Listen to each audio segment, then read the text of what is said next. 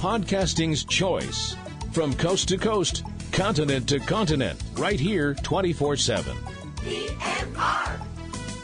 Blueberry. This podcast is a member of the Blueberry Network. Blueberry. No E's. That's Blueberry, BLUBRRY.com. Blueberry.com. This podcast is a proud member of the Lamb Podcasting Network.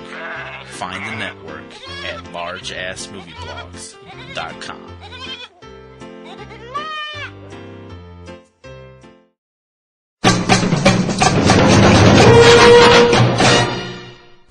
Okay, sit right there. Don't budge. Don't jump all over me. I'm doing my list. So, I'm finishing it up. Do not come over here. Okay, I won't. I'll sit right here. I'm on the other side of the room. I won't come near you at all. Oh, okay, good. Okay, let me finish this up now. Are you done yet? Ah! Sit! No more ninja stuff. I suppose this would be a really... I am not doing that to you and your list. This would be a really bad time to tell you about the ninja outfit coming in the mail, right? Oh, brother. Oh.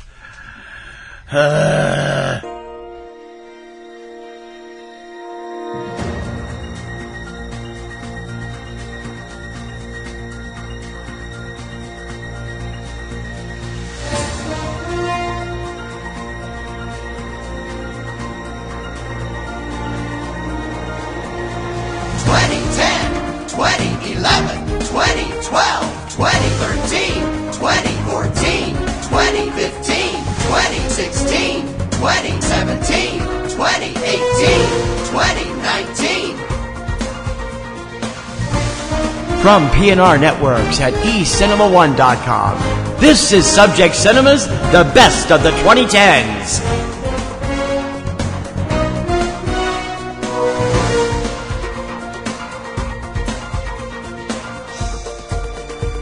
So I tell you not to get a cape and you get a ninja outfit. Is that what we're doing? It doesn't have a cape.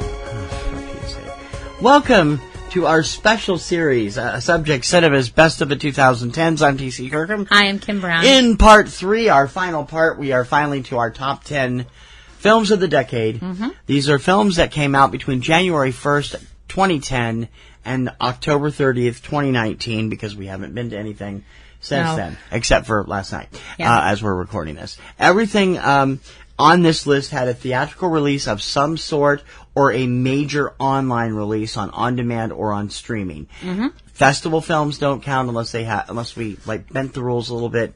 Most of them had to have like a major streaming presence, and so on and so forth. Mm-hmm. I would like to say, just for anybody who's worried about it, I'm not actually training to be a ninja because ninjas require stealth and subtlety, and those are two things I lack, and I admit that. No, you can be stealthy. People say that all the time. They're like, "You're always sneaking up on me." I'm like, "How? You do? How does this, honey? You don't have a cowbell on. You don't jingle when you walk. How does this sneak up on anybody? Please, patting." I'm somewhere between placated and insulted. Anyway, moving forward. It's time for our top 10 in the documentary and the narrative categories. We're going to kick it off with top 10 documentaries, numbers 10 through 6, and you can kick it off. Okay, number 10 on my list of documentaries for the past decade is one that you've already mentioned. Woohoo! That trend is going to be continuing for the next couple. Well, this is going to happen more and more as we get closer to the top on both. But lists. You've already mentioned this a while ago. My number 10 is a film you've already mentioned. My number 10 is Nuts. Okay. Which is basically a celluloid equivalent of a Rickroll. But you don't know that for quite a while. This film, it's so fascinating the way they did it, like mixing with animation and all that, and a little live action here and there. And it really does have an amazing story, and you really get emotionally invested in it. And you get right to the edge of the cliff, and you're going, wait a minute. And right before you go, wait a minute, that's when you feel that boot in your butt, and you go sailing over. It's truly a fascinating look at, I'm sorry, it's one of those cases where you're like, how did people fall for this? Mm-hmm. But when people are desperate, they'll pretty much try anything once. And this guy's medical procedures definitely fall into the category of anything. My number 10, Nuts. Yeah, Penny Lane is a great director, and she's done some great documentaries.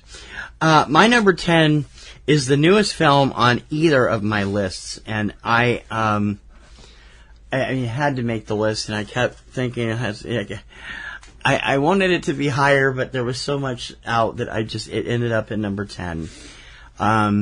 And I'm sure, I don't know if you've got it on your list, we'll find out. It's not on your list so far. It's the kind of movie that when you sit there and realize, wow, this was so good, and there was so much to this guy, and it's all gone way too soon.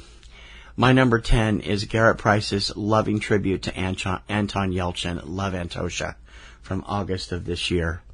We saw Love Antosha at the Independent Film Festival Boston back in April, and it came out on theaters in August.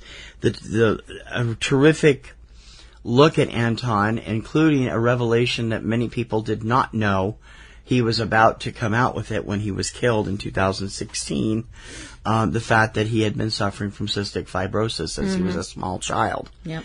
You get to see him grow up in this movie with interviews with his terrific mom and dad, and some really incredible interviews with friends, stock footage, film clips, and actually stock footage. Private footage, family footage from and his things like that. Musical endeavors, from his photography endeavors.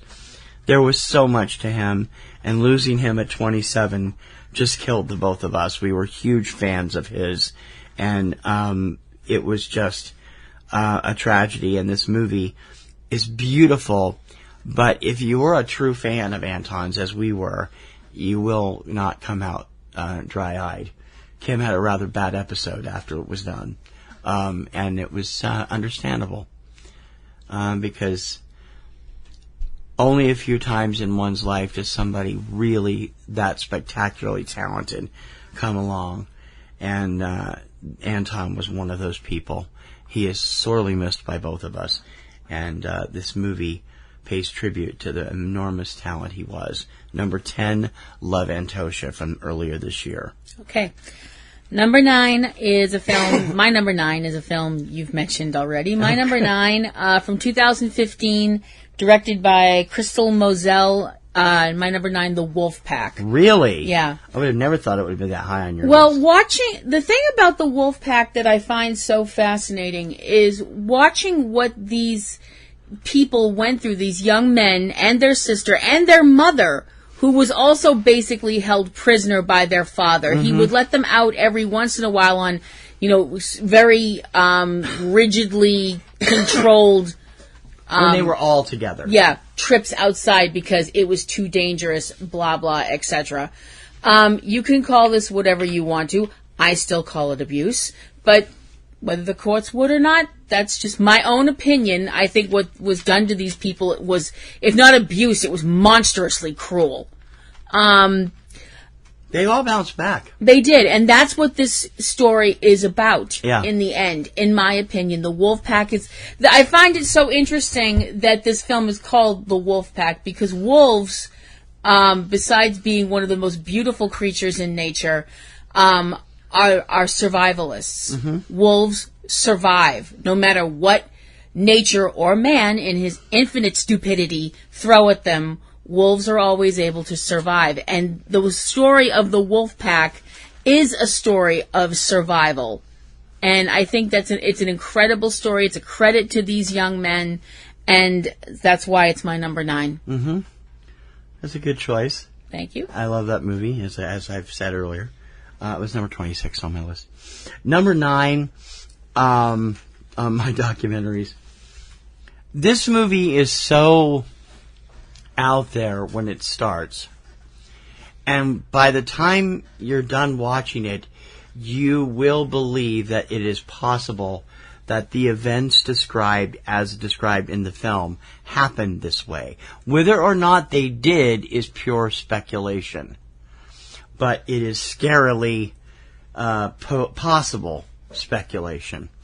And which is the point of a documentary, Yeah. is to sway people to your opinion of something. To the point where the filmmakers were feeling pressured by certain government officials when they were filming the film. Mm-hmm. So it's definitely something I wouldn't want to have gotten involved with, but it makes for a riveting, almost noir-esque type of story. My number 9 is 2015's Chernobyl conspiracy theory documentary, The Russian Woodpecker. Would it be fair to call it nuclear noir? Yeah. The Russian Woodpecker focuses on Fedor Alexandrovich. He's a young man who was born in the Chernobyl area and whisked out and lived in Kiev for many years. He is permanently radiation scarred. He has radioactivity in his body. Yeah. And over the course of a couple of years, he and a filmmaker named Chad Garcia started to dig into a theory they'd been hearing about the reason the Russian woodpecker was offline. For those of you who don't know what the Russian woodpecker is, it's the Duga radar tower, which is about 20 miles from Chernobyl. This thing was operational from the mid-60s to the mid-90s and again in 2011. And since then, it's a radar tracker. Many people, when they first saw it or first picked it up on shortwave, it was causing all kinds of interference that sounded like this, so they nicknamed it the woodpecker. It's a fascinating story. The things that they postulate in this movie, if they're correct, are freaking terrifying. Even if half the things they postulate in this movie. You haven't seen it. I can't get you to see this film. No, you showed me, I watched clip. the end of it, yeah. One clip. Yeah, but it wasn't enough. Well, yeah, but the things that even what I saw scared me enough that I was like, yeah, no, I can't watch this anymore. Cinematographer Artem Rykazov was injured by sniper fire at a protest, which he was covering along with Fedor during the end of this production. Fedor himself tried to drop out of the film after a while, and many people thought he had been pressured by members of the Putin government to stop talking to people about this. Because that's a bear that really doesn't like to get poked, is that government. It was a winner at the Sundance Film Festival, and it is something that everybody should see. It is chilling to the bone, and really fantastic. The critics loved it, and it really does set up a story like you've never seen. Number 9 on my documentaries for the decade, The Russian Woodpecker from 2015. Okay. Number 8 on my list is probably going to surprise you that it is so high on my list, although it is another one that you've already had on yours. From 2012, my number 8 is The Act of Killing. Wow. This film, I can't really add any more to it than what you said. This film left me just physically ill. Unfortunately, my list going upwards, there's at least one more. The next one after my next one. Sorry. Number 6. Also, my number 6 film also had that happen to me, where this movie made me so angry it made me physically sick. Okay. I don't think your number 6 made my top 30. We'll see. The Act of Killing, looking at what happened in that part of the world at that time in Indonesia, is it's horrifying. It is. Yeah. It is. This film is a prime example of the fact that we can make monsters that are 90 feet tall and breathe fire and have 3 heads or whatever. Human beings walking around on 2 legs and 2 arms are the biggest monsters on this planet. Usually. Because we can be cruel to each other simply because we can. And this film shows that so much. And sometimes in ways that would almost be comical if you didn't think about what really happened. And the fact that these people are so blasé about the fact that they were until the end of the film. They were. Yeah. I don't know. I think some of them still are. Yeah, I mean, probably. They were just so blasé about the fact that they killed people up close. You know, this wasn't like somebody taking a gun and shooting somebody across, from hundreds of yards away or whatever, or flicking a switch and watching a village right in the head, and watching a village blow up or whatever. I mean, those are all terrible things. But when you think about like putting a gun up to someone's head or strangling them with piano wire and all this other crazy crap, you know, it's like, what does that do to you? Yeah. You know, and this film looks at that. And that's why my number 8 is The Act of Killing, one of the most powerful and infuriating documentaries I've ever seen. And also nausea-inducing. Very nauseating. Yeah, don't eat when you're watching this, or right before. You might not want to eat after either. Yeah. Unless you want to eat chocolate, just so you'll have some like positive endorphins and stuff. In which case, shovel it in. My number 8 is something you probably should eat before you see it, because otherwise you're going to want to go run out and eat afterward. You've already mentioned it. It is a great film. I truly think Ian Chaney is one of our best documentarians of the decade. He does some great stuff. My number 8, his hilariously funny and truly informative Chinese food documentary, The Search for General Tso. I loved this movie. We saw it at the Independent Film Festival Boston a couple of years ago when it came out in 2000. When it was first on the festival circuit in 2014, it came out on Netflix or Amazon. It was finally released in early 2015. Ian traces the history of the Chinese food restaurant in America. We were stunned that Kowloon, which is a famous restaurant up here, did not get mentioned. Yeah. I was stunned that some of the Western ones out west didn't get mentioned either. Well, Kowloon is part Chinese. They're also Thai and sushi, but and they still, do it's a well legendary known, Chinese restaurant. Yeah. The interviews in this are great. They look at the menu collector, as you mentioned. They look at the food. They look at the culture of what happened to the Chinese, and the fact when they came to America, and the fact that Chinese food in America is unrecognizable in China. Yep. They did actually go in search of the man who invented this dish. His name is Chef Peng Chang Kwai, and he invented the dish in Taiwan in the 1960s. It's a funny movie, a great soundtrack, great guitar-oriented soundtrack, and I'm sorry, Genghis Cohen. I wondered how long it was going to take you to bring up that restaurant. Oh my God. It's the name of a Chinese restaurant in the Midwest. It's hilariously funny and truly informative. Number 8 on my list from 2015, The Search for General Tso. Okay. Number 7 on my list is polarly opposite from the last film in the fact that it is the last film looked at the worst humanity can do to each other. This film looked at the best that humanity can be in the form of one person. One person who wasn't a politician, wasn't a religious figure in the sense of like a religious figure like a pope or anything like that. But he was someone that touched the lives of so many people in a positive way by just being himself. Okay. My number 7 is the documentary from 2018, Won't You Be My Neighbor, which is a documentary about Fred Rogers, the man that hosted the TV show Mr. Rogers' Neighborhood.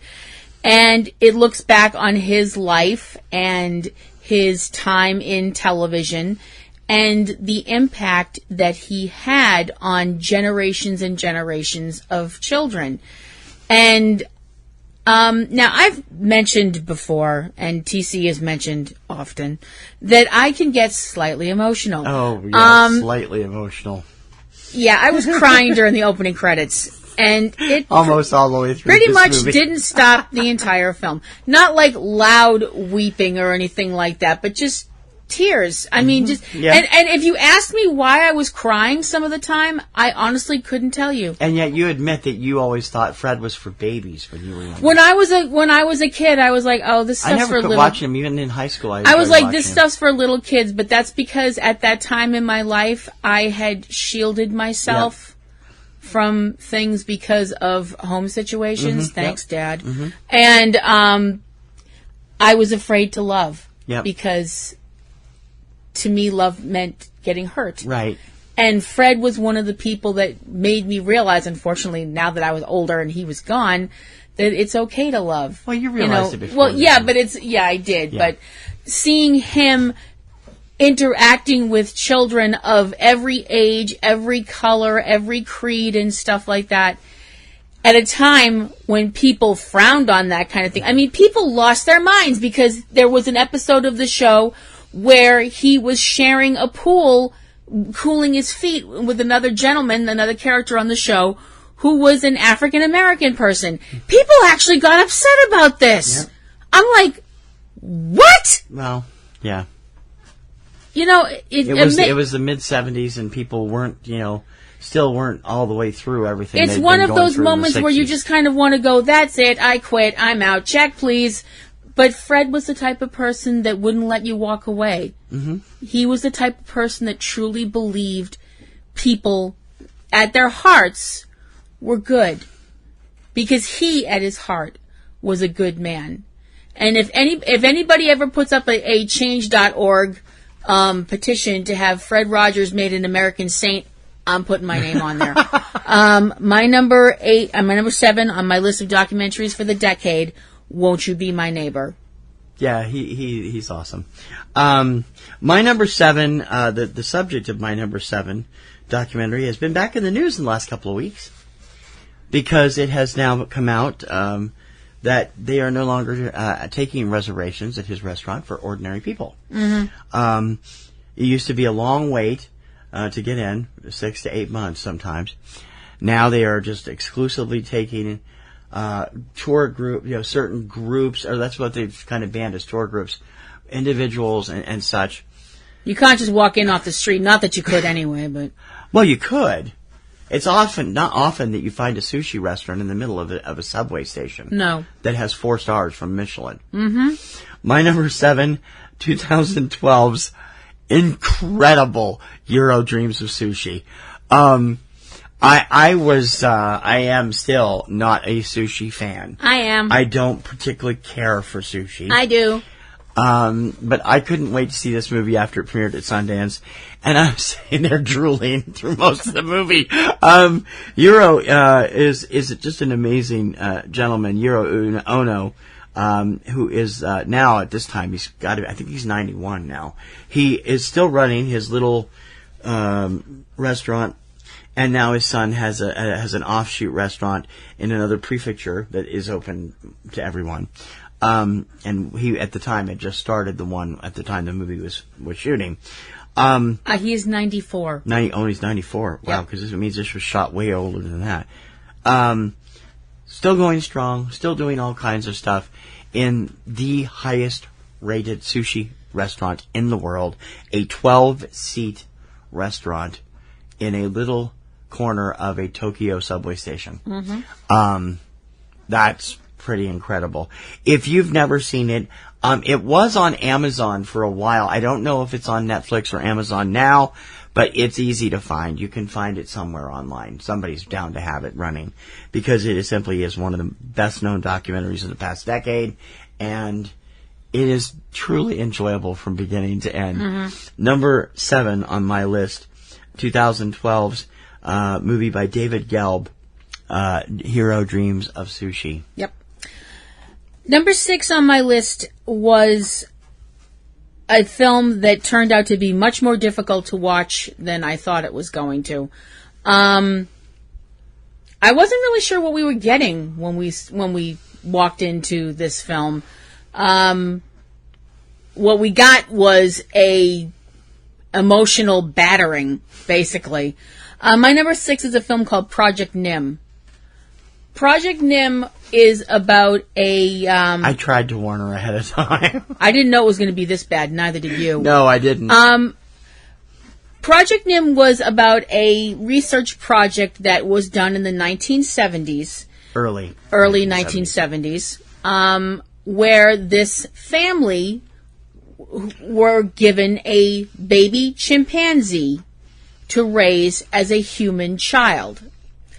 Now, the purpose of this was to find out if a primate, said chimpanzee, who was named Nim Chimpsky, because that's what passed for humor back then,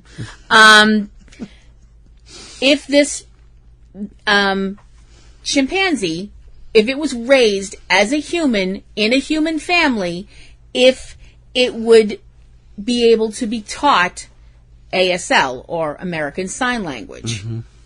And to learn how to act interact like a human. Yeah. Why you would want to ruin an animal like that, because the Planet of the Apes movies were huge at the time, and it was like, yeah, this is why this went down. Mm-hmm, mm-hmm. So at first, you get a lot of shots of this, very small, arguably very cute chimpanzee, and he's, living with this family, and, oh, this is kind of kitschy, but, oh, it's kind of sweet, and look at that, and, oh, he's got clothes on, isn't that adorable, and blah, blah, blah, blah, blah. But after a while, the project, comes to an end, and Nim is no longer a cute little baby chimpanzee anymore. Nim is a young male, chimpanzee, and he's, very handsome as far as chimpanzees go, but they're not little and cute anymore. They're not little and manageable anymore. And these people who were involved with this basically threw this animal away. And what this animal went through and what he suffered, these people, we believe that there's something beyond this life. You people have a lot to answer for to whomever is out there. This film... I have often said I will punch Herb Terrace in the face if I ever meet him. Well, I'm sorry. I just can't. It's just the way... I can't believe somebody would actually conceive to do this to an animal. This film left me sobbing with rage. Yeah, she was... in the I've theater. never seen her this angry, ever. I don't think I've ever been this angry. Ever. I haven't been this angry about personal things that have gone wrong or injustices I've suffered. Because I'm a person and I can take it. Mm-hmm. That's an innocent animal that now all of a sudden is like, why has my family abandoned me? Why am I in a cage? Right. Why, Yeah.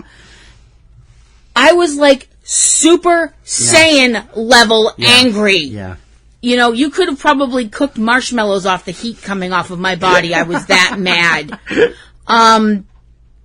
Project Nim is one of the most disturbing, powerful, compelling films I've ever seen in my entire life, but it makes you ashamed to be a human being. Mm. It really does. Mm-hmm. So that's my number 6. I'll go a different direction, but with animals too. Okay. For my number 6, Project Nim did not make my top 30 simply because I can't deal with it, I think, in many ways. Unlike you, but I'll go into that at some point privately. My number 6, where that movie explores the kind of terrible things humans have in direction to animals. This one is a little bit different. It's the kindness of humans that make this one possible. It stars a group of very decent-looking stars, very handsome and pretty stars. They're named Sari, Duman, Bengu, Asian Parkazi, Gamise, Psychopath, and Denise. They are the title characters in 2017's beautiful documentary, Kedi. Mm-hmm. Kedi is Turkish for cat, and it focuses on the cats of Istanbul. For many years, cats have run wild, feral cats in Istanbul. We meet these 7. They actually shot 19 of them over the course of a year and a half, and they whittled it down to 7 for the film. Directed by Seda Torin, she has captured some amazing footage of the city of Istanbul. I've never really seen it up close till we saw this film. It is an utterly gorgeous city, the old town and the new part of it.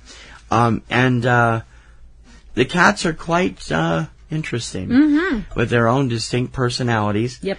The people that they visit, and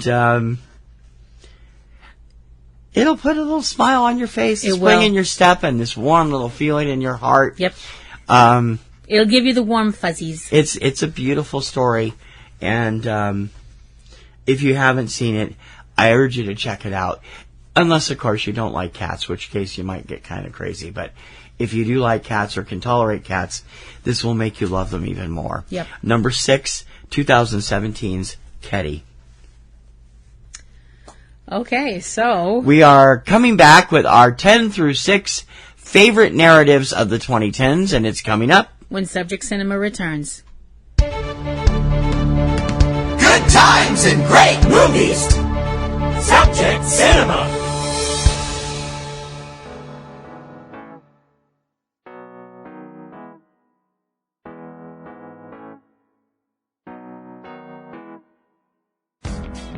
eCinemaOne is your choice for great info and commentary about the world of film and entertainment. Daily trailer postings, the latest news and film reviews, commentary about the state of the industry, the weekly Subject Cinema and 3-minute weekend podcast, and so much more you won't believe it. New material is being posted daily, so join us each day and see what you're missing out on. Once you visit, you will always be back for more. eCinemaOne from PNRNetworks, eCinemaOne.com.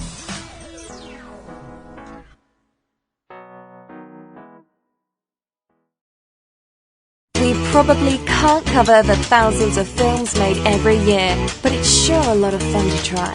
Subject Cinema.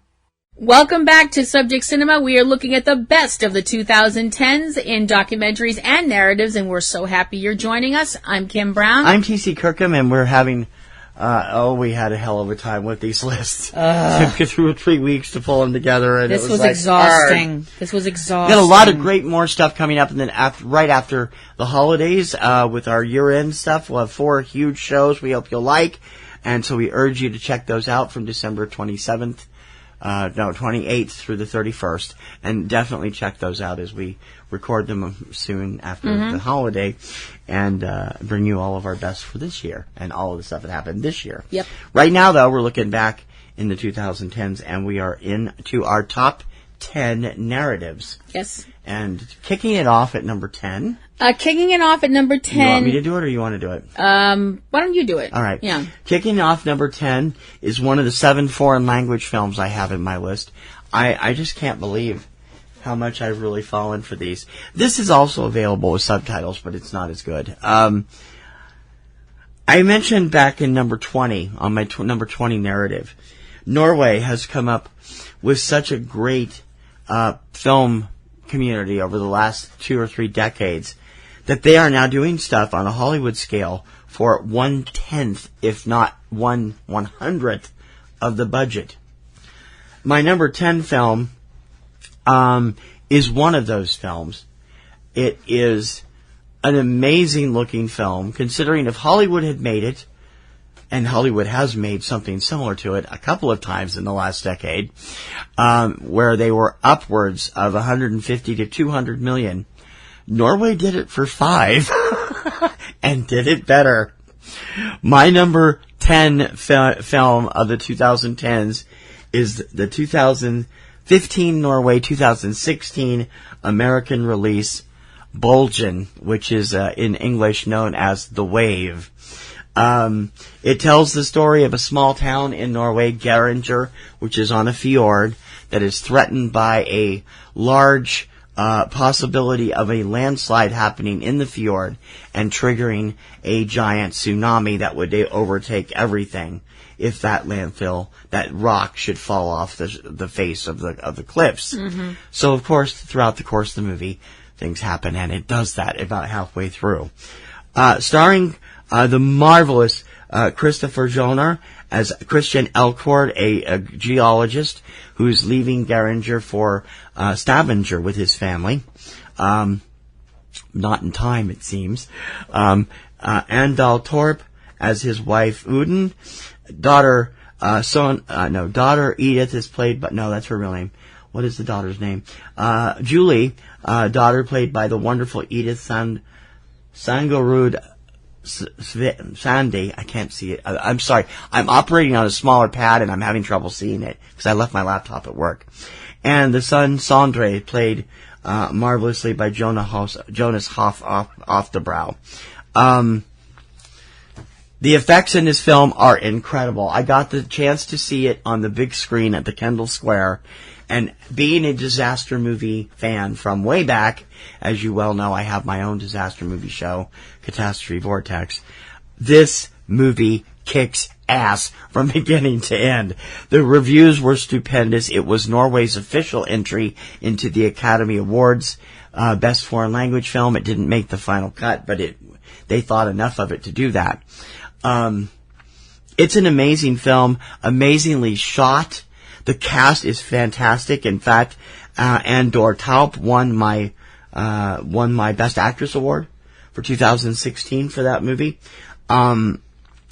It's just incredible. And if you're a disaster movie fan, you need to see it and its 2018 sequel, The Quake, which was made by the same team, different director, same cast, and did just as well. Didn't make my top 30, but it was a great film as well. Number 10 on my best favorite for the decade, The Wave from 2016. Okay. Number 10 on my list was a film that I think we saw at the eye-opener at Clotrudis. Well, not Clotrudis, at the Brattle, I should say. Oh, it's Clotrudis. Which is, they put on by Clotrudis, which are some great people. I think this is where we saw this. Mm-hmm. My number 10 is a film from 2011, directed by Hanzu Koreeda. It's a film called I Wish. Oh, no, we saw that at the Independent Film Festival. Was that the Independent? Yep. Okay, I'm sorry. Which is also awesome, but we did see it at the Brattle, which is awesome. I Wish is one of the most charming films I've ever seen. It's charming without being cloying. It is a story of two brothers who their parents have separated, and one lives with one parent and the other lives with the other parent, and more than anything they want to get their family reunited. They go on a quest of sorts with this group of friends of theirs. There's two bullet trains that are going to be, they're like new bullet trains. They're going to be passing at the same time on opposite tracks and all that. And there's a rumor going around that if you get there and you make a wish, when this happens, your wish will come true. So you've got this bunch of kids that are all going for different reasons, and it's such a great story. The cast is fantastic. I left the theater, my cheeks were aching from how much I was smiling during this film. It was just so beautiful and sweet and just lovely. It's a lovely, lovely film. And our first exposure to Koreeda, who has just become one of the biggest filmmakers of the decade in the last few years. My number 10, I Wish. My number 9 on the narrative list is kind of a same kind of a wish fulfillment thing. It's a road movie. It's what happens when two frustrated teenagers who are frustrated with their family situation decide to strike out on their own one summer in a car they built themselves, complete with a little house on top of it, complete with a geranium flower box on the window. And it is from the enormously creative mind of Michel Gondry. My number 9 is 2016's wonderful French coming-of-age comedy, Microbe and Gasoline.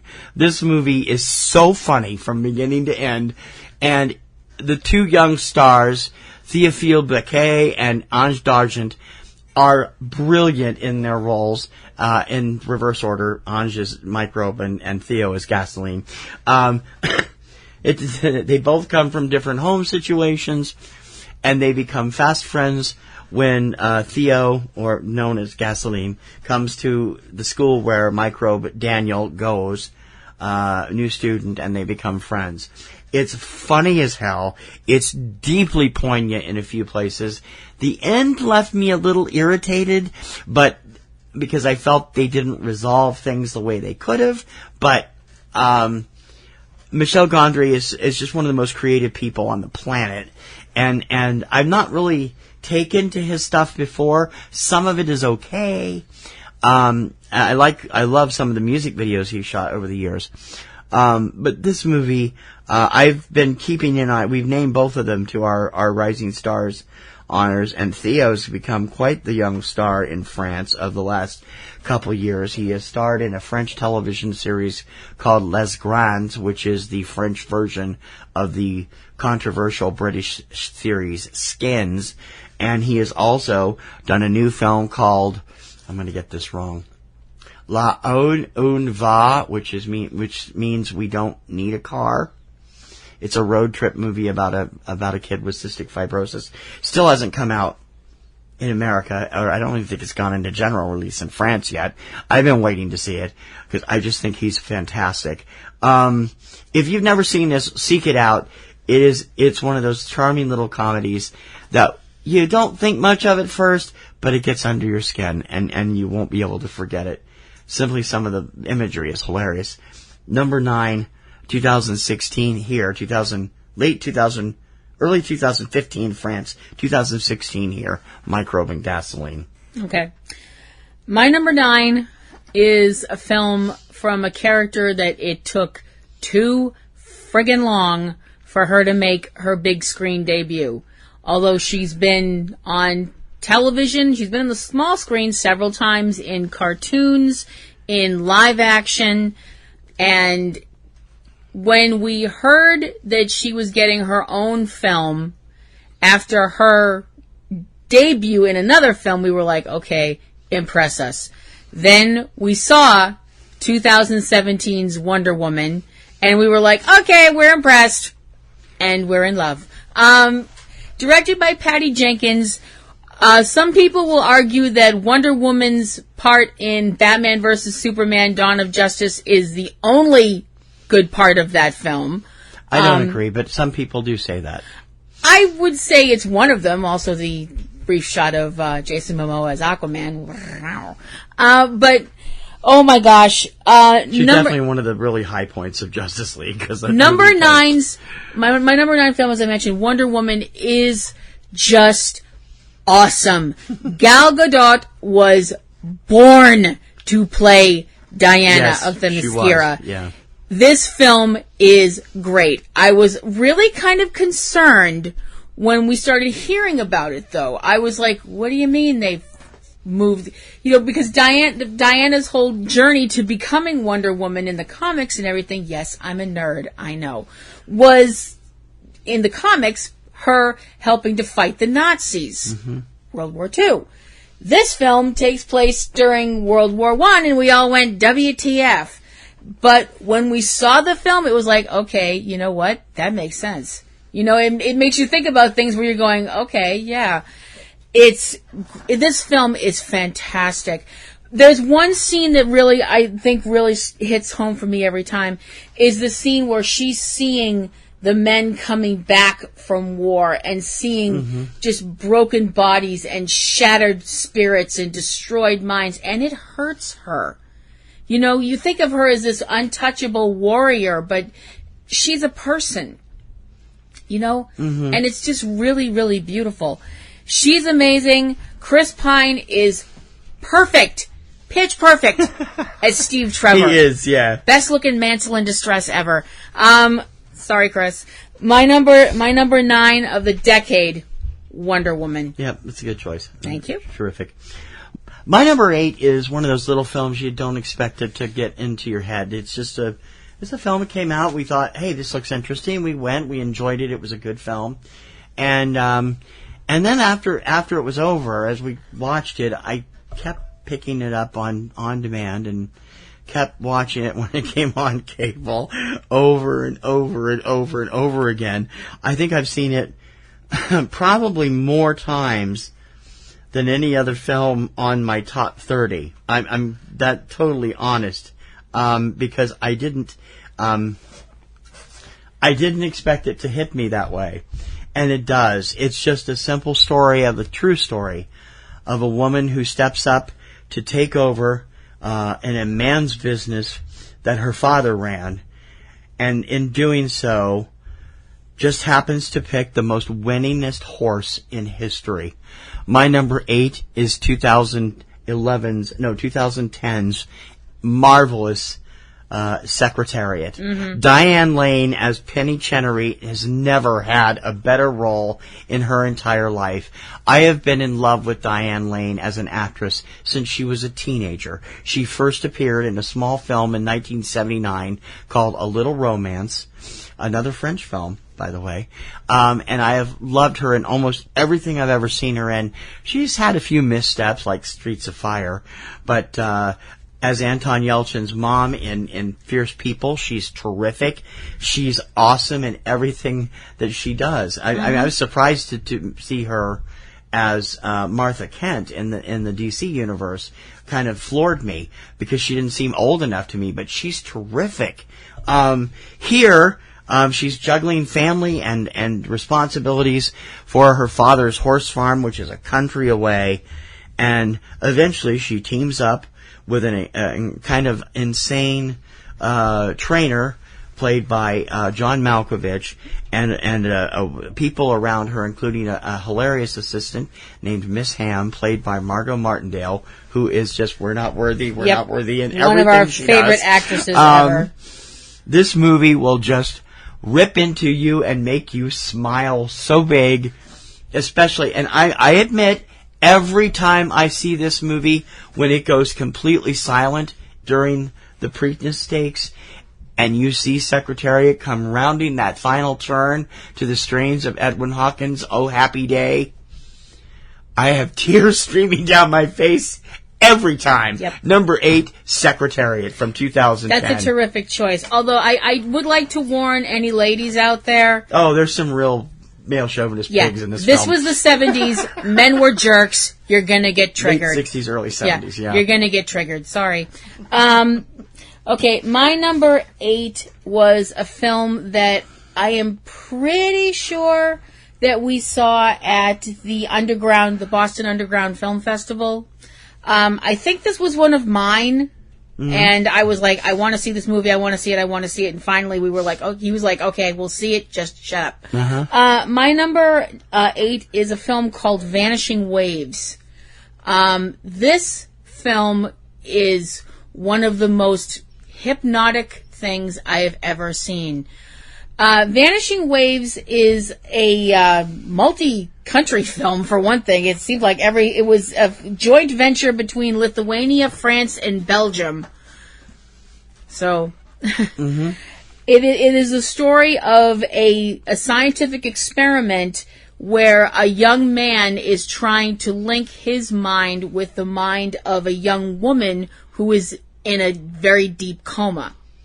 And his tale of how he becomes obsessed with her, about what he finds out that he hides from the scientists at first, what is going on with his life outside of this connection with this woman, and how he becomes determined to bring her back. Like I said, if I describe this film to people, and when I've written things about it before, I've used the word hypnotic, because and I don't mean that as in a way like it lulls you into sleep. This film lulls you it puts you in a state where you can't look away from it. You will begrudge yourself blinking, because it will make you miss like a brief second of this film, because it's just so compelling to look at. Mm-hmm. It's just incredible. It's one of the most incredible films I've ever seen. My number 8, Vanishing Waves. Excuse me. Vanishing Waves is one of those films that was available primarily on the internet. It got a wide release overseas in some countries, but we didn't get a huge release here in the country. No. But it's definitely something you should definitely look out, because very rarely do you find a science fiction film for adults that's intelligent. Yeah. It's terrific. My number 7 is the highest animated film on my list. I have to admit this every time I say this now, because I did not want to see this film. I did not care to see this film. I wasn't interested in this film. And once I saw it, it became not only one of my favorite films of all time, it ended up my best animated feature for 2016, and it is an amazing looking film, amazing performed film by its English voice cast, which I want to say this is one of the first films that the wokester crowd went after because, oh God, they put English actors in the voiceovers for the American audiences. And I'm like, well, so what? They put Australian actors in the Australian ones and so forth because the characters are Asian, but not all voiceover work needs to be by the same ethnic group as far as I'm concerned because it's animated. Right. Does that sound wrong? I don't think it does. As It long as- doesn't as make long me as- racist before anybody goes off on it. As long as people are reverential to the source material. They got slapped down hard by the Yeah. film community, and they deserved it because Yeah. they were just being ridiculous. My number 7 film is 2016's amazingly awesome Kubo and the Two Strings. My number 7 film is also Kubo and the Two Strings. With the voice cast featuring Charlize Theron, Matthew McConaughey, George Takei, Ray Fiennes, Kari Hiroyuki Tagawa, Brenda Vaccaro, Rooney Mara, and in a star-making performance, Game of Thrones Art Parkinson as Kubo. Mm-hmm. I was blown away by this movie. Number 7 on your list, yes, too. It is. This was something she insisted we go to. Yes. She bodily dragged him into this movie. Well, I he didn't bodily drag me. I went because I'm an Art Parkinson fan. Yeah. I'd become a fan of his when he was in San Andreas, and I wanted to see that. You'd never tell. When he normally speaks, he has this thick Irish accent. You'd never know it from this We movie. walked out of this film, and I looked at you and I said, I think we just saw the film that's going to win the Best Animated Oscar. And we were right. It was nominated. It did not win. It didn't? No, Are it you didn't. sure about that? No, they were nominated, but they didn't win. They did win an Annie, though. I believe they lost to Zootopia. But they were definitely nominated. Oh, okay. It is, the story I don't mean to go off on that, but I think that's just kind of a prejudice of its own. Actors are supposed to be actors, and more actors are putting their foot down when it comes to this kind of stuff. I understand it if the role is ethnic and you're an ethnic actor, that makes sense if it's a live action movie. Mm-hmm. Don't cast Akira with Caucasians. No. But if it's a voiceover movie, and the voice cast was different in every single region it was released in. Yeah. We're definitely not saying we should go back to the days of blackface or brownface or anything like that, because that's stupid. But no, definitely, it's whoever is the good actor that fits the voice role should get it. And this film was dizzying how good it was. Yeah. And one thing I want to bring up... The best animated film of the decade. Yeah, just definitely. Absolutely. One thing I want to bring up about this film really quickly was what was played over the closing credits, which was this version of While My Guitar Gently Weeps, that just, I was completely I was almost in tears at how amazing that version of that song was. Yeah. That's not one of my favorite songs, but I was like, this is incredible. That if you have never seen Kubo and the Two Strings, please go see it right now. Stop this list and go see it. Number 7 on my list. And mine. Kubo and the Two Strings from 2016. That's crazy. That's crazy. It's bound to happen sooner or later. Yeah, I know. It's so funny, though. So that means my number 6, right? Yeah. Number 6 is another one of those films that drew me because of one particular cast member, but I liked the entire cast. I was more inclined to go see it because a certain person was in it. What I saw became my best picture for 2017. It won a ton of Oscars. It was a marvelous film.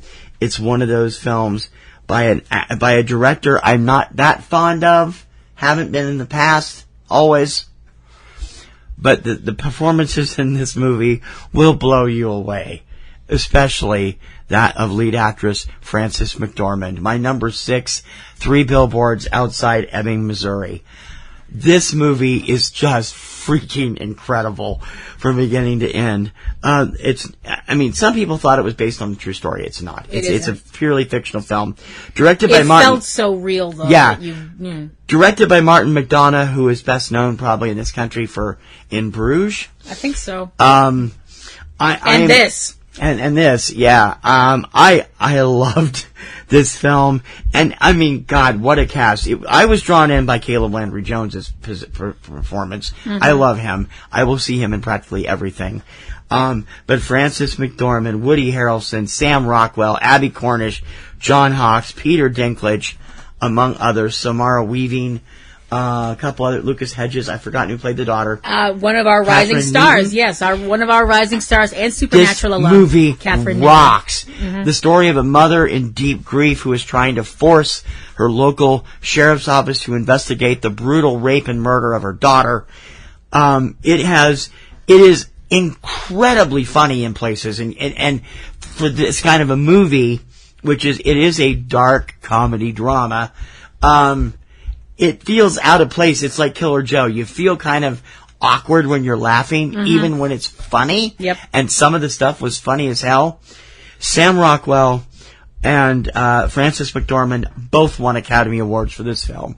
Sam Rockwell, just one of the best actors on the planet anyway, and Frances has been huge favorite since her days with Fargo. Yep.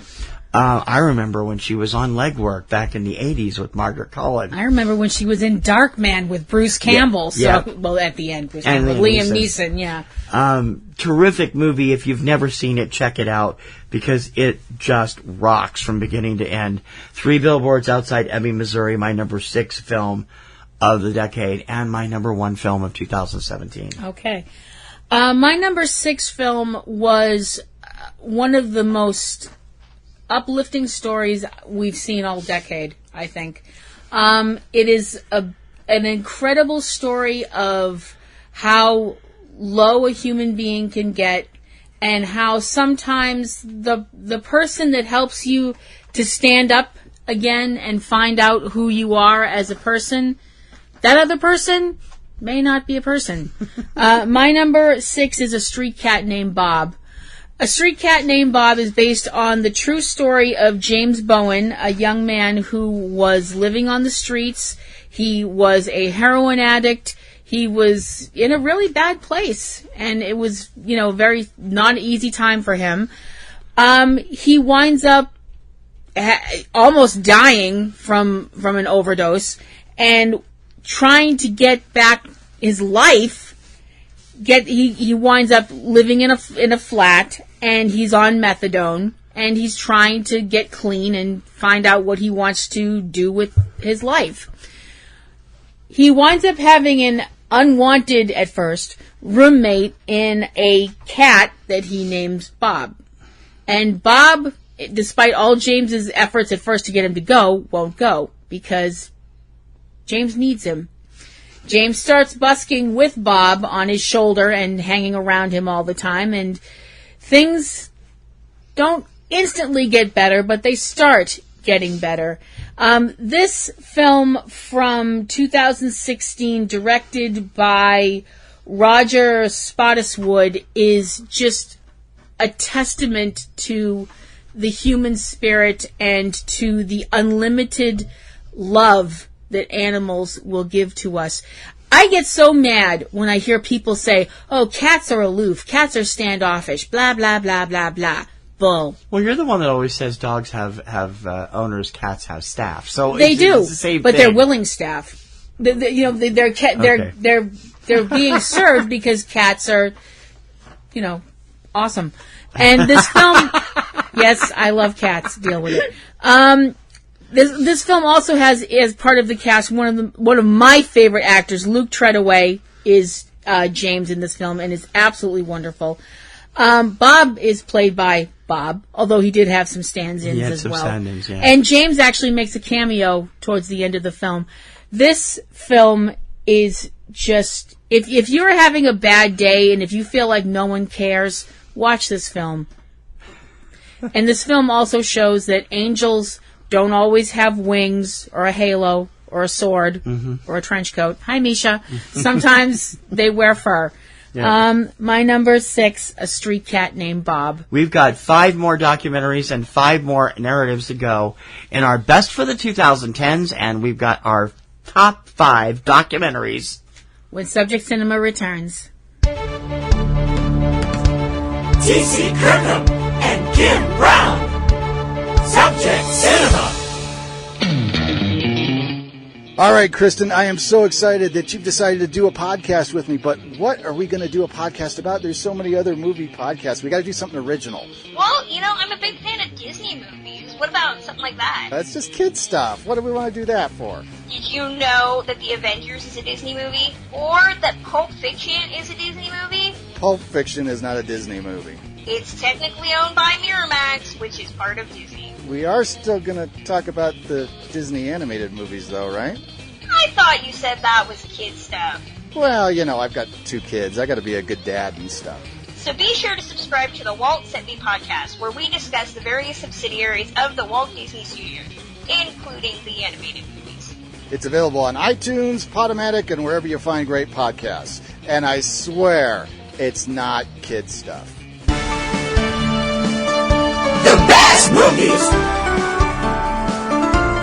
Subject Cinema. Subject Cinema's Best of the 2010s is back, and we are here counting up our top 30 documentaries and top 30 narratives of the decade. I'm T.C. Kirkham. I'm Kim Brown. We are up to our top 5 documentaries on this third of our 3-part special. Yep. What is your number 5 documentary? My number 5, it's kind of funny because my number 5 and my number 4 both have to do with the same topic but different parts of the same topic, and that would be food. My number 5 is In Search of Israeli Cuisine.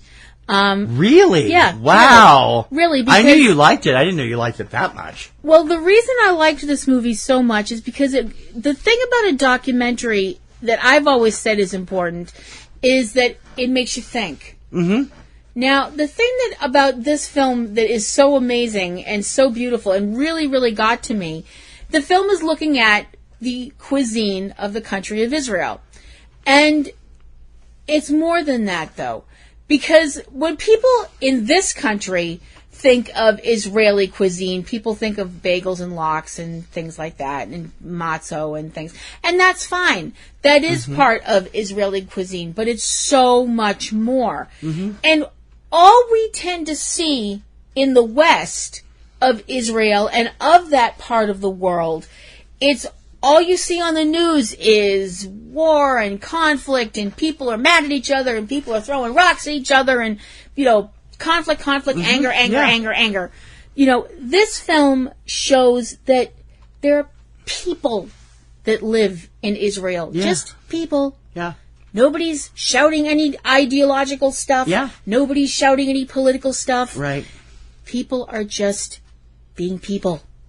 And they're talking, and they're eating, and they're talking and eating, and nobody's yelling at each other.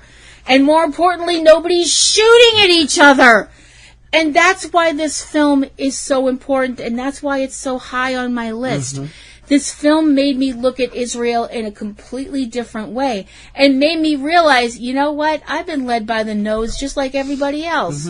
Because all we see is all this conflict and bad stuff, because that's what bumps up news ratings. And we don't think about the fact that, and the thing that really hits me with this film is that you have people that are, that are living in Israel. You have people that were born in Israel. You have people who have come to Israel from other places. Mm-hmm. You have people that are, follow the religions of Israel. You have people that follow religions of other places. Yep. And nobody's mad at each other. Nobody's being like not on the surface. Yeah. Nobody's being like, my God can beat up your God. It's, nobody's hurting each other. Yeah. People are sitting around having a meal, talking about people stuff, life stuff. And food. And I'm like, why can't it be like this all the time? Why? I don't get it. But I loved this film. And it's another film. Eat something. Before you watch this film, eat something. Yeah. Because trust me, After you watch this film, if you haven't eaten something, you are going to be beyond hangry. And you are going to be just grabbing anything you can shove in your mouth because you're going to be so hungry after watching In Search of Israeli Cuisine, my number 5. Just a couple of notes about that because it didn't make my list, but it's a great documentary. Israel does not have a cuisine of its own or wasn't thought of. Right. That's one thing that inspired this movie. And it shows you that it's a mix of all of the different Arabic and Middle Eastern countries. Secondly, a great look at Israeli food and Israeli, the way you're thinking, is a 2-part special from Rick Steves, one set in Israel, the other in Lebanon, shot around there, traveling, he's a travel guy. Rick Steves' Europe, the best of Israel, the best of Lebanon. Check those out. Just real quick, the other thing that this film really brings up is the fact that you had a lot of people who came from other parts of the world, and, they were like, okay, now we've got Israel. Boom, this is our home now. And it's like, okay, so let's make the dishes that we remember from where we lived. Oh, wait, we don't have those ingredients anymore. So instead of doing A, B, and C, you have to substitute X, Y, and Z. And that's also something that's so important about this film is survival and adaptation. Which is something that I don't think it's unfair to say that the Jewish people have had to really, really be good at. Right. Both of those things. Right. It's a great film. It really, really is. My number 5 documentary, I got to ask this question. Yep. Do you know how rare it is for someone who isn't really a filmmaker or wasn't really thinking about being a filmmaker seriously until they were in the middle of doing what they were doing, and for taking that, what it was supposed to be a personal project, and then having it become a professional film and watching it get award after award after award and even being nominated for an Oscar. Do you know how rare that is? Very. It happened just last year with the film at number 5. An incredible story of 3 skateboarding buddies whose lives interchange and deflect from each other, and what is essentially a story about their becoming men from boys. More so than it is about skateboarding, which is what it started out as. From incredible first-time filmmaker Bing Liu, 2018's Minding the Gap. Featuring Liu, Zach Mulligan, and Keir Johnson, this film tells the story of how these 3 professional skateboarders became friends and how they wanted to make that their lives, but also was watching around their personal lives and how they changed, and getting into their backgrounds of why they ended up the way they did. All of them come from somewhat abusive backgrounds, Bing especially, which we see in depth in this film. We watched this film. I immediately hit my radar because it's a skateboarding film when it was announced for Sundance. It showed at Sundance to rave reviews. It came to Salem Film Fest. We sat there in a sold-out opening night audience. People were just freaking amazed by this movie. And it later showed IFFB, too, and went on to become a successful brief run in theaters before landing on Hulu for continual runs where you can still see it and check it out. If you have not seen it, don't worry about the fact that it's supposedly about skateboarding. It's not. It's about the 3 young men at the heart of the film. And believe me, it will touch your soul. Number 5 on my best documentaries of the decade, 2018's debut film from Bing Liu, Minding the Gap. Okay. Number 4 on my list is a film that you've already mentioned, and as I mentioned previously, my 2 films here were about food. My number 4 film, Yero Dreams of Sushi. I knew that was Oh my gosh. There's a term that's been bounced around over the last decade. I never heard it before this decade. I don't know about you. But food porn. Now, for those of you who are going, we didn't think this was that kind of a show, Cam. Food porn basically means when you see food that is photographed in such a way that it looks as delicious as humanly possible, and you might actually smack yourself bumping into the TV or the movie screen trying to grab it and shove it in your little cake hole. And This movie's an expert at that. Oh, this movie is an expert at that. It made me want sushi when I can't stand it. Yeah, this movie is the Ron Jeremy of food porn.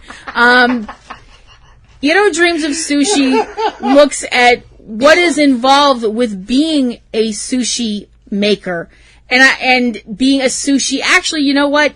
Being a sushi creator, I think, is more befitting. Yeah. Of Ono and his craft, and watching what is done to become a sushi creator, it is amazing watching this food being made and watching the shots of these bite-sized pieces of paradise that I was sitting there in the theater and I'm just like, every 5 seconds I was like slapping, like kind of making this small little snacking lip noise like a cat right before they eat.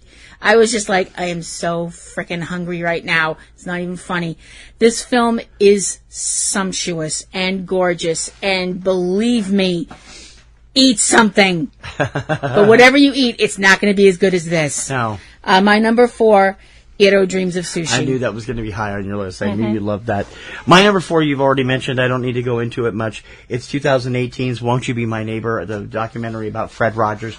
I grew up with Mr. Rogers. I adored the man. I always adored the man. He was just a one-of-a-kind individual, and he was on this planet to be basically a living saint for the most part. The film features incredible interviews with both his sons, John and Jem, as well as his delightfully funny widow, Joanne, along with Elaine, his sister, plus Francois Clemens, who played the aforementioned police officer, the black police officer that was sharing a footbath with Mr. Rogers in the hot weather in the 70s. Tom Junod, who wrote that article that A Beautiful Day in the Neighborhood is based on. Yo-Yo Ma, Joe Negri, David Newell, best known as Mr. McFeely, Howard and Pam Ellinger, the parents of Jeff Ellinger, who passed away a couple years ago, and Fred, of course, in archive recordings. What an incredible film. Mm-hmm. It shows why this world truly adores Mr. Rogers, even now. Yep. The show has not been on for 25 years.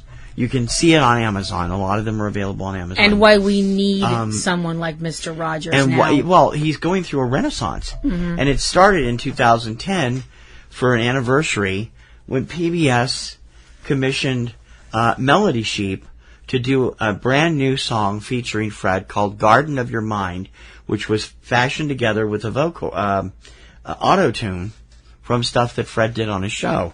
The thing became a viral sensation, hit number 1 on the YouTube views for several weeks, and ever since then, people have been fascinated with Fred again.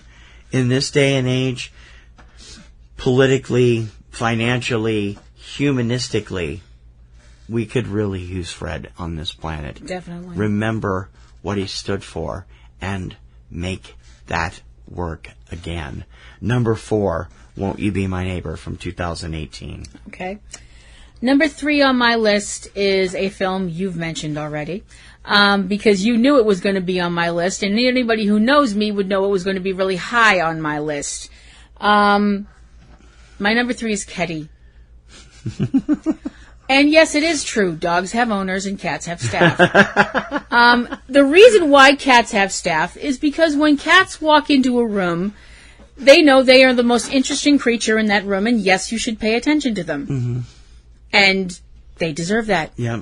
You know, looking at the city of Istanbul, not Constantinople. Oh, please don't start, okay? I only did it the one. Yes. I promised myself I would only do it the one time. Watching how the people of Istanbul interact with these cats, which are not pets, I would like to stress, they are not... Or at the best, semi-feral. I don't even know if I'd call them semi-feral, because people have a bad idea of feral. Feral tends to make people think of dirty, starving, emaciated. They do, but these cats do not have owners. They do not have staff. They are just out there. Oh, they do have staff. It's called Planet Earth. Well, you know, okay, and the people that walk on it. You know what I mean. That's staff. Now. When you can have they visit places regularly and get taken care of. Yes, but that's they're what not, I mean. They don't belong. When you have a wild cat, let's go with wild. Okay. When you have a wild cat that has an appointed place that he sits on a stool outside of a restaurant and pats on the window and people come and feed him, what would you call that but staff? Okay. When you don't have to pay for it? Worshippers? Okay. I mean, how else would you put it? Fair enough. It's a charming film. There are some, if you're upset by animals in peril, there are some points. Yeah, there are. Where you have to remember life is not always fair. And sometimes it's not fair to the littlest of us. Yep.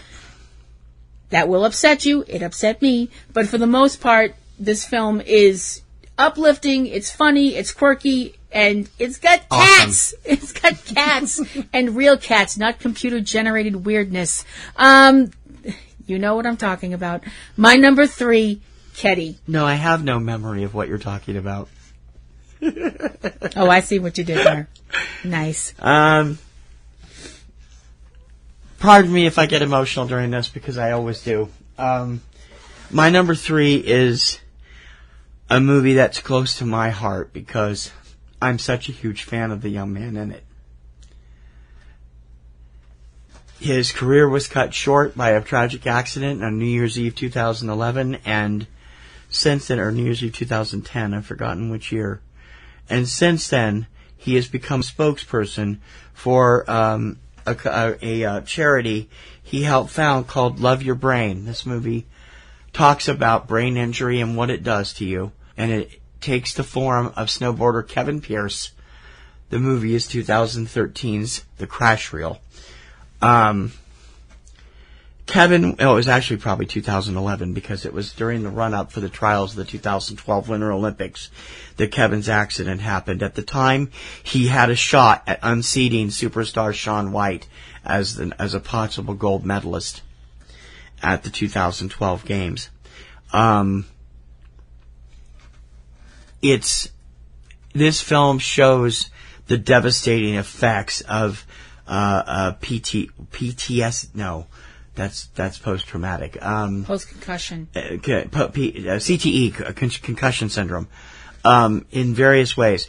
Kevin is still healthy because he hasn't gone back to it. There's other people in this film that are still suffering and who shouldn't have gone back to skateboarding or snowboarding and did and are still paying for it. When he's debating this with his parents and his brother, who has Down syndrome, if I'm not mistaken, right, David? Yes. About going back on the circuit, and Kevin is trying to, make his case for being able to get back to the career he's planned on his life, and David turns to him and just says, bluntly, as he usually does in this film, "I just don't want you to die."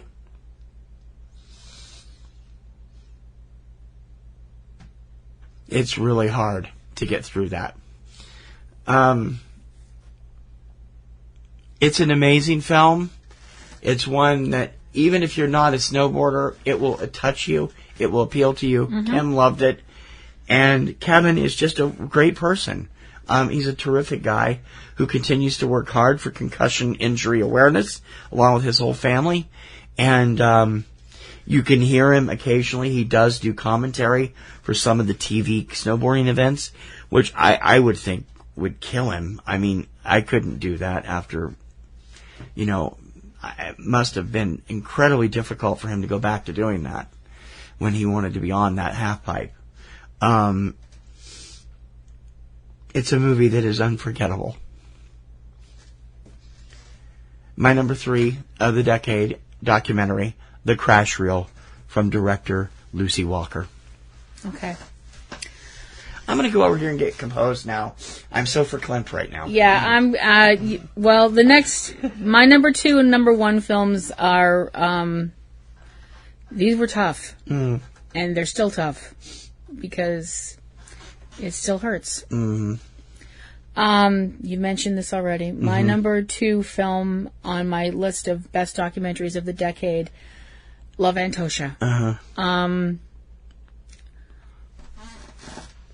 Anton Yelchin was one of the most amazing people I've ever seen, and we didn't even know why.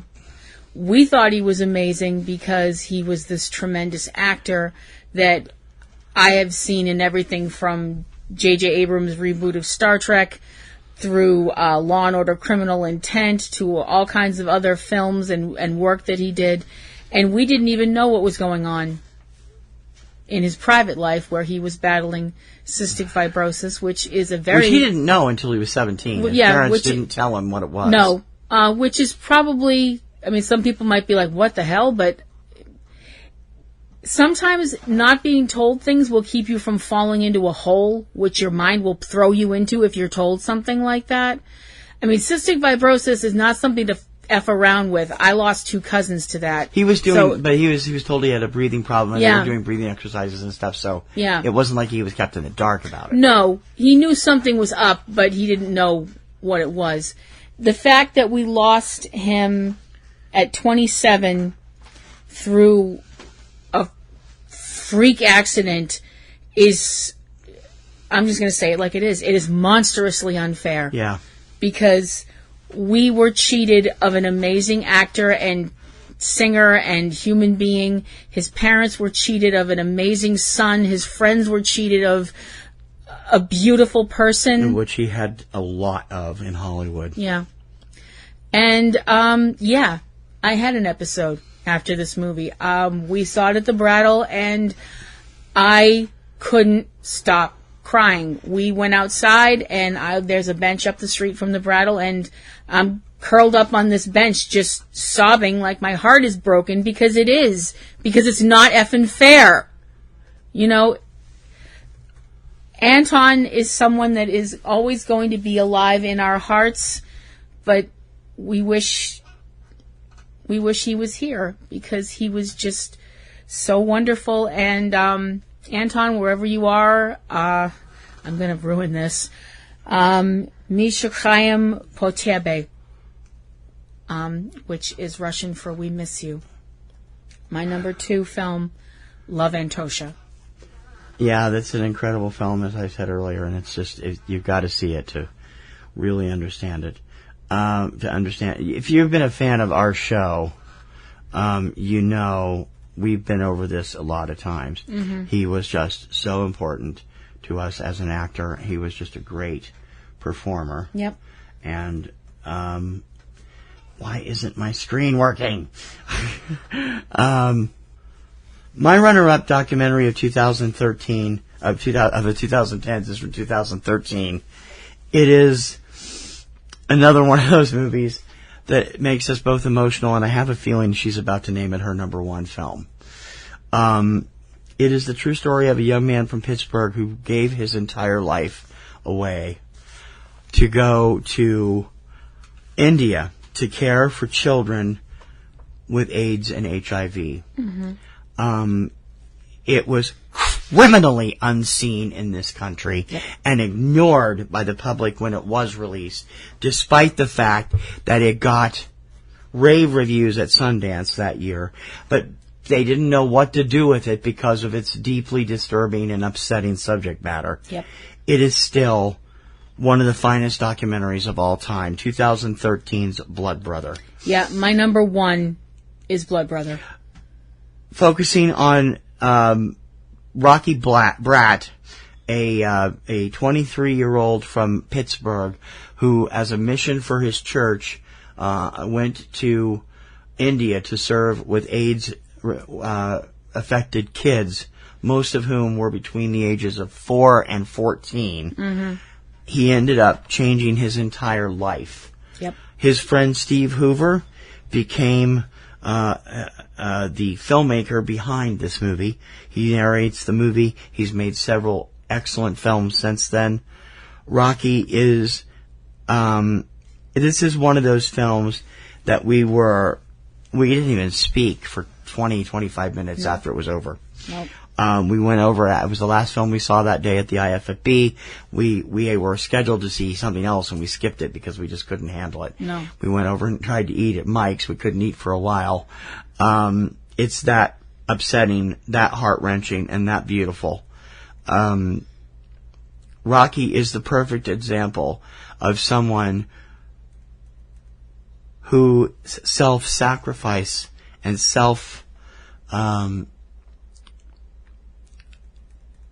completely unselfish nature is the kind of example the country needs. Yeah. The kind of people that more people need. He stayed in India. He married an Indian woman. He's been there ever since. And his story and the story of the kids that are in his charge will break your heart and make you cry and sear into your brain so hard you will never forget it. What did you think about it? Your number one. This is your number one. Blood Brother was one of the hardest movies I've ever watched. It's one of these films that, again, it makes you think about how the universe sometimes can be incredibly unfair.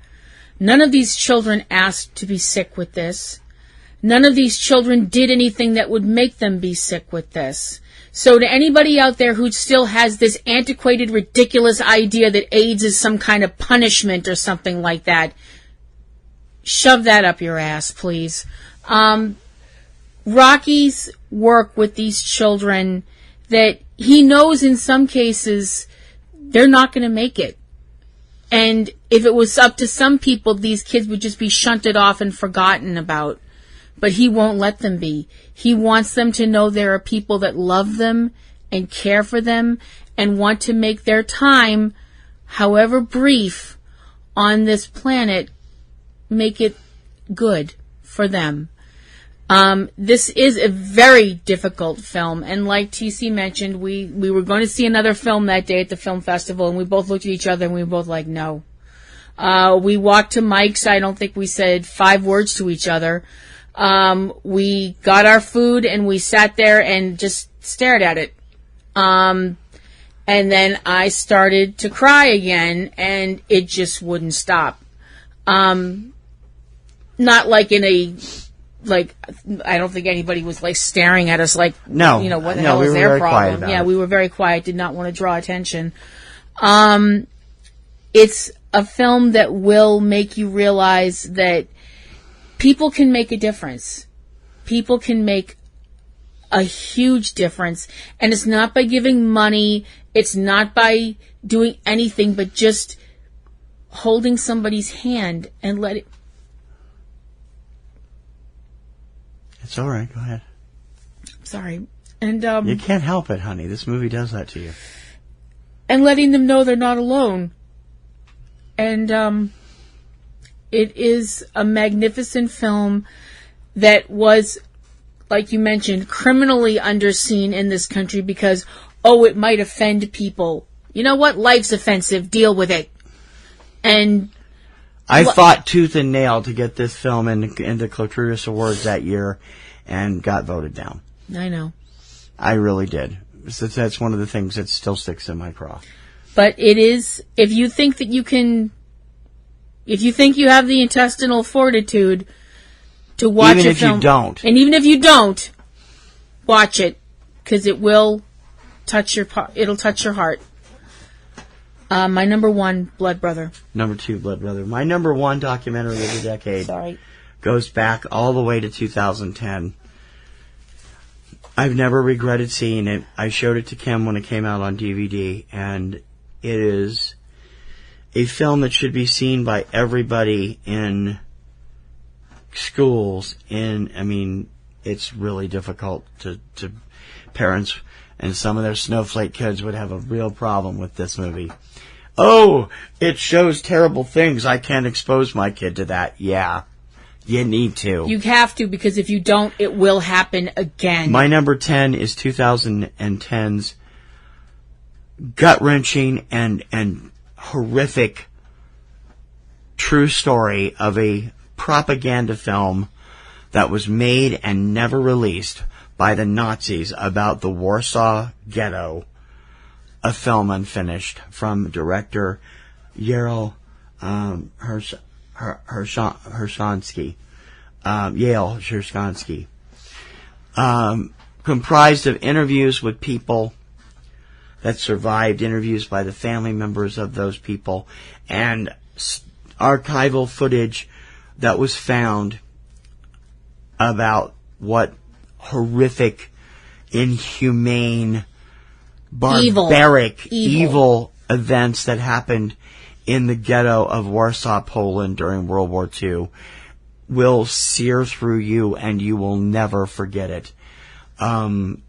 I came out of this film a changed person. I've always been interested in World War II stuff. Kim used to tease me because I would watch a lot of the documentaries. But it just went even higher up after I saw this. And will remain so. Because I am determined that the Nazis will never ever take power again. And I hope the rest of the world remembers that message because it's necessary. My number one documentary of the 2010s, A Film Unfinished. Please seek it out. It's required viewing for humanity. Hate to end on these. Yeah, I know. Wow. Notes, okay. Yeah, we're. We'll end better with our top 5 narratives, and they're coming up when Subject Cinema returns. Blockbuster or bomb, it's all good for us. This is Subject Cinema. Want to be a part of Subject Cinema? Then email us. Your ideas, suggestions, and comments keep us going. SubjectCinema@PNRNetworks.com.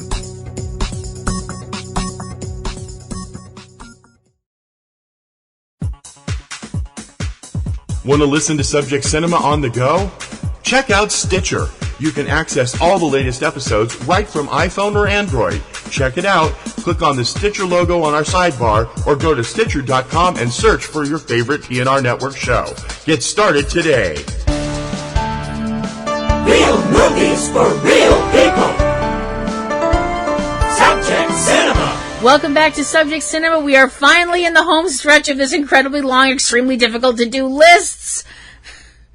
Make you feel guilty about it. I'm Kim Brown. I'm T.C. Kirkham. They're not extremely long. They're hard to do. They were very hard to do. Long. Oh my gosh, it was extremely long if we had a show naming our top 1,000 films. Yeah, I know. That would be long. I know. Fine. Okay.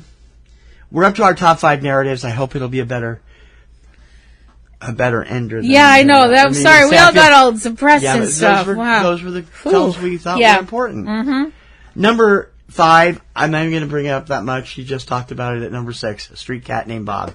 Love this film. Lou Treadaway is a great actor, and I think he's really shines in this film as James Bowen. Bob is adorable. The soundtrack includes several original songs, all performed by Luke, and also an incredible score that I fell in love with from David Hirschfelder. Great instrumental score. It's a true story, and the critics who saw it really liked it. Trouble was, it didn't get seen by enough critics. It came out in December in America. It didn't get enough critical love. It didn't get any. I mean, it was practically ignored. It was here for a week and came and went. Didn't get any love from Clotrudis, despite our best efforts. Yeah. Including naming Bob as best actor just to get their attention. And it didn't do any good. But, you know, more people have seen it since then, and they all admit, hey, this was a great film. So that's great. People we've recommended to see it have loved it, and that's what counts, even if it didn't do well, because it's such a beautiful, fun, uplifting, and glorious film. Mm-hmm. Number 5 on my favorite narratives of the 2010s, A Street Cat Named Bob from 2016. Okay. My number 5 is a film that you've mentioned, and this was, I mean, all through these lists, we've been like, oh, well, you mentioned this, and you put it here, and all this stuff, and we haven't, like, slagged on each other for where we put things. No. But this time, I'm going to scold you, because it should have been higher on your list. So there. My number 5 is Boy Meets Girl. I loved this film, because it was just absolutely one of the most kick-ass films I've ever seen in my life. The problem with that statement about me, you haven't seen 30% of the stuff above it on my list. All right, fine. Okay. Michael Welsh is fantastic as Robbie, and Michelle Hendley, the fact that Michelle is not starring in her own TV series right now is just one of the reasons that things are not... She's done some episodics. She's done some episodics, but the fact that she should be starring in her own television series or headlining a movie right now, and the fact that she isn't is just proof that sometimes the universe doesn't know talent. Yep. It is a wonderful story about being who you are and being comfortable with who you are. And it's just fantastic. I mean, you talked about it before. I can't add anything else to it other than the fact that it is amazing. And people need to hire Michelle now. Now. Right now. Immediately now. My number 5, Boy Meets Girl. You can go hear my speech on part 2. Yep. My number 4 finished higher than I thought it would. But again, this is one of those movies that once I saw it, I've watched it over and over and over again. Because it's just so good. It strikes me as strange that these movies have been around since the 60s, and none of them have been anywhere close to this good. And I'm kind of waiting to see what'll happen with any of the future ones. The one right after it wasn't that good. I'm just amazed at this, and it's the reason the cast, the writing, the filming, everything about it came together to put together, for the first time, the perfect James Bond film. Number 4, Skyfall from 2012. Yours too? No. Coming up though. Yeah. Yep. Skyfall is Daniel Craig's third entry into the James Bond franchise, and focuses on Bond having to try and protect M from getting in trouble and getting killed by a former agent who has suddenly resurfaced. She left him behind enemy lines a few years ago, and all kinds of hell breaks loose. Introducing Naomi Harris in this in a big way as Moneypenny, Javier Bardem as Raul Silva, the piece's bad guy, and Judi Dench again as M. My God, there has not been a James Bond movie this good ever, and it's going to be hard to come anywhere near it anytime in the future, especially coming sandwiched between two Bond films, Quantum of Solace and Spectre. This film is awesome. Number 4 of the decade, 2012's Skyfall. The only bad thing about Skyfall is its theme. Skyfall! Oh, you're never going to let that go, hate that you? song. I just don't like it. All right. My number 4, film you've mentioned, really, really awesome. Totally loved it. Lucky enough to see the stars perform, and that was amazing. That was going to be a lot higher on your list, too, yeah. My number 4 is Sing Street. Oh, my gosh, I love this film. I still play Drive It Like You Stole It when I need to pick myself up. Great song. Oh, I love this song. This song never fails to make me smile. This film had me just so full of positive feelings, and I can't really add on it any more than you brought up. I mean, the whole story of a young man trying to put a band together for purely altruistic reasons of getting a girl. It's funny, it's poignant, it's got some great tunes, it's fan-frickin-tastic. My number 4, Sing Street. That's it? I don't even have time to figure out what I'm doing here? Okay. Oh, sorry. No, it's okay. My number 3 film was a film that I loved from the very beginning. I didn't know what to expect from it. It had gotten raves at Sundance that year, and I was not sure. I just knew I wanted to see it. And I'd heard that it was going to be big. I'd seen some of the stills from the movie and thought that the 2 young performers that starred in it were very appealing. And little did we know it would end up, both of them would end up making the Rising Stars list that year, and one of them would be the number 1 Rising Star. It has been a great film that has been so ignored by the public. The critics gave it raves at Sundance. When it was released in August, it was released in a small theatrical release. Didn't really get seen a lot. And now that it is available pretty much everywhere, I think both Amazon and Netflix have it, it's a kind of film that you should sit back and watch because of the story, the performances, and the fact that director Ira Sachs is just amazing with his stuff. Number 3, 2016's Little Men, starring Theo Taplitz and Michael Barbieri as I gotta look up the names here real quick. Jake and Tony, two 11-year-old friends or 12-year-old friends, when in Brooklyn. Jake's family moves to Brooklyn from Manhattan when his grandfather dies and leaves them, his family, their apartment. Tony's mother owns a dress shop in the basement, down in the main floor, first floor. And the two become friends despite being polarly opposite. And their adventures, their parental adventures, getting stuck in the middle between his Jake's parents, Jake's aunt, and Tony's mom over the want of rising the rent on the dress shop, has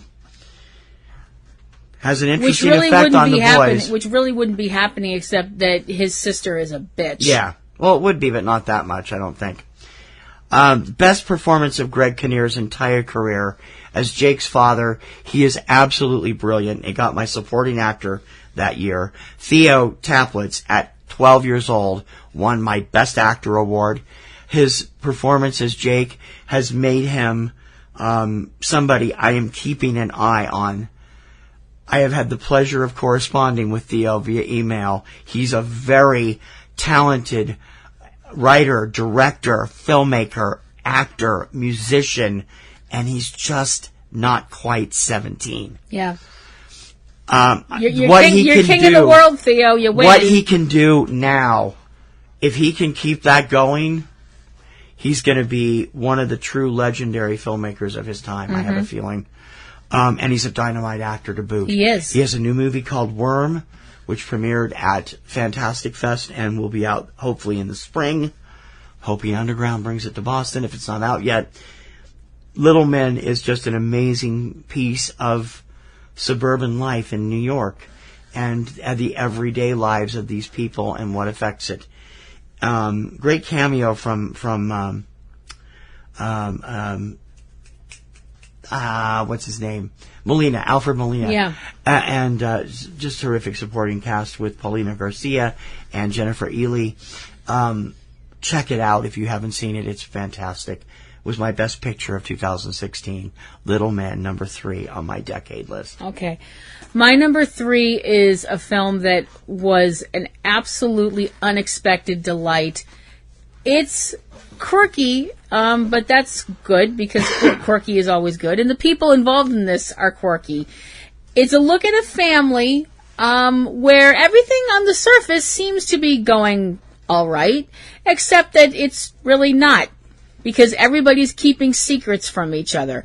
Now, for the most part, these secrets aren't, like the big earth-shattering kind of secrets you see on, like, The Bold and the Beautiful or stuff like that. But into all these secrets eventually comes another person who has their own secret that's actually even being kept from them. My number 3, 2010's City Island. Loved this movie. Andy Garcia is amazing as Vince Rizzo, the head of a family that is, he's a prison guard. He finds out that a young man in jail that he's been, overseeing as a guard is actually his son that he didn't even know he had. This young man whose name is Tony, he brings home, neglecting to tell Tony that, oh, by the way, I'm your dad. And Tony winds up becoming part of Vince's family, whether he wants to or not. Vince has his own secrets along with his wife Joyce, his son Vince Jr., his daughter Molly. It's kind of all over the place. I'm sorry, Vivian. His daughter Vivian, I should say. I'm sorry. It's really a fun movie that has a very tender heart. unbelievably fantastic performances from Andy Garcia, Juliana Margulies, Stephen Strait, Ezra Miller, obviously awesome. The first time we ever saw it. Yeah. Emily Mortimer. It's just, I loved this film. It is fantastic. My number 3, City Island. It made its premiere at Tribeca in 2009. Came out to theaters in 2010. And got great reviews. It didn't see much, so if you haven't seen it, check it out on cable. My number 2 film is the film that, of all of the films on my list, we are going to disagree on the most because she does not like this film at all. And it is one of my favorites simply because not only was it made by and stars one of the most brilliant young filmmakers on the planet right now, it is also this heart-wrenching, heart-stomping thriller all the way through. It's a very Hitchcockian suspense movie that will have you watching and trying to figure out what's going on every second it's there. She was not happy with it. And I know... No, she was not. I know. But that's fine. You loved it. I think it was fantastic and deserved much better than it got. It was nominated for multiple César Awards in, I think that's the name of their Oscars, in Canada. And including Best Picture, Best Director, Best Actress, Supporting Actress. In America, it took it an extra 2 years to come out and was completely ignored in the week that it came out in theaters. The only theater in our area that played it was Cinema Salem. More power to Paul Van Ness for that than the themes than everybody in town. My number 2 film of the decade, 2013 Canadian, 2015 American release, Xavier Dolan's piece, Tom at the Farm. This film is an amazing tour de force for Dolan, who adapted the screenplay from a play he had seen, stars in it as Tom, directed it. He got into numerous Twitter fights when it came out, when it aired at Venice or Cannes, I forget which festival it played, for allowing the camera to linger on himself a little too much, to which he replied to, I think it was Scott Feinberg of The Hollywood Reporter, "Kiss my white narcissistic ass," something to that effect. Or French narcissist, it was something to do with his narcissistic ass, because he was calling him a narcissist. I adore this film. I think it is the best film of Dolan's career. And I think people in America aren't getting the chance to see what an incredible filmmaker he is. Now, his latest film and his first English language film, oh yeah, Tom at the Farm's in French, if I didn't say it, French-Canadian. His first English film, The Death and Life of John F. Donovan, just premiered on Amazon Prime. It has been savaged by the critics, but got a 5-star rating from Clotruda's president, Michael Colford. So that might say that the critics are way off, because Michael likes good stuff, usually. Yep. And Tom at the Farm, he called it just a narrow miss. I don't agree with that. I think it's terrific. And if you've never seen it, seek it out, because it's worth it. It is an acquired taste. But if you like Hitchcock, if you like old-style thrillers, you'll like this movie. Number 2, Xavier Dolan's masterpiece, Tom at the Farm, in 2015. Okay. No, that's great. I knew you loved it. I'm not surprised it's on your list. Yep. Okay, so my number 2 is a film that you've actually already mentioned. My number 2 is Skyfall. Skyfall! Would you stop? Stop. I need a clip of Craig Ferguson mocking that song. Oh boy. It's hilarious. A more introspective James Bond film than the usual babes, boobs, booze, and bullets kind of films. Which have kind of fallen out of favor with Daniel Craig's Bond. Yeah, they have. They've fallen out of favor because people don't like that kind of crap anymore. This is a thinking man's Bond, although it's definitely also an action man's Bond, because he does a lot of both. Javier Bardem is absolutely terrifying in this film as Raul Silva, a very vocal demon from M's past, M played by Dame Judi Dench. completely loved this film. So fantastic, so amazing, had me on the edge of my seat. Absolutely love everything about it, including Adele's song, Skyfall. So there. My number 2... I can't help it you're wrong about that. Well, I can't help it you're wrong, so I guess we'll be wrong together. Hooray! My number 2, Skyfall. I have a feeling that we might have the same number 1 because you haven't brought it up yet. I don't know. We'll see. Because if it isn't number 1, it's not anywhere on your top 30, and you're going to be in serious trouble. My number 1 film, not just of the 2010s, but as of our last Pantheon list, was at number 1 on my Pantheon list, is a film from 2012 that just came in, hooked us in the heart, wouldn't let go. I have not seen a film at the theater this many times since Encino Man way back in 1992. I saw it 5 times at the theater. I've seen it several times since then. This isn't it, is it? It's not your number 1. I don't think so. Gonna have to hurt her. That's all there is. Gonna have to choke a bitch. Hey! Settle down, Beavis! Crying out loud. My number 1's important to me too. So I know. Okay. Chill. My number 1 is the story of a young man going through some difficulties in his life as he approaches his freshman year in school, and his life and how it changes when 2 seniors end up befriending him, and everything changes over the next year. My number 1 film of the decade and of all time right now, 2012's The Perks of Being a Wallflower. She's sitting over here going like, oh my God, I forgot this film. No, I didn't forget it. But I have my own number 1, and I have reasons for it. Starring Logan Lerman, Emma Watson, and Ezra Miller as the 3 leads. This film is just an amazing tour de force. It also won the Clotrudis Award for Best Picture in 2013. Yep.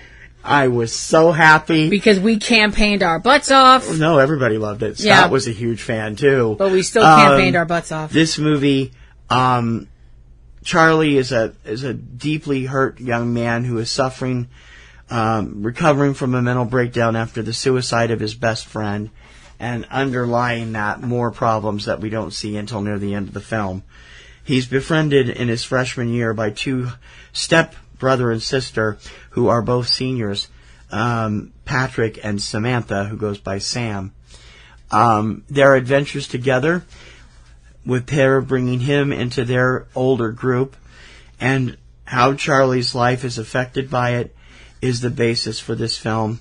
Set and filmed entirely in Pittsburgh, and featuring an incredible soundtrack of classic music and a great score by John Brooke, I believe his name is. Michael Brooke, sorry.